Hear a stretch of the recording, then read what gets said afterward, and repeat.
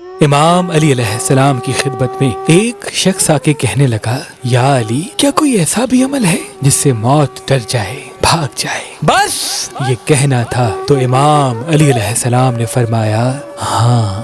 اس زندگی میں ایک عمل ایسا ہے جس سے موت بھاگ جاتی ہے، ڈر جاتی ہے۔ وہ کہنے لگا، یا علی، وہ عمل کون سا ہے؟ امام علی علیہ السلام نے فرمایا، وہ عمل اپنے عزیز و اقارب سے اچھا سلوک اور اپنے والدین کی خدمت کرنا ہے۔ یاد رکھنا، میں نے اللہ کے رسول سے سنا، جو انسان اپنے ماں باپ کی خدمت کرتا ہے، اپنے بزرگوں کا احترام کرتا ہے، اپنے عزیز و اقارب سے اچھا سلوک کرتا ہے، تو جب بھی اس کی موت کا وقت قریب آتا ہے، ملک الموت اس کے قریب نہیں آ پاتا تب تک جب تک اس کے پورے گناہ معاف نہ ہوں، اور بار بار ملک الموت اللہ کی دربار میں فریاد کرتا ہے کہ اے اللہ، اس مرنے والے انسان کے گناہ معاف فرما، کیونکہ اس نے اپنے عزیز و اقارب سے اچھا سلوک کیا ہے، اپنے والدین کی خدمت کی ہے، اور یوں اس انسان کے سارے گناہ معاف ہو جاتے ہیں اور وہ اللہ کی رحمت سے گزر کے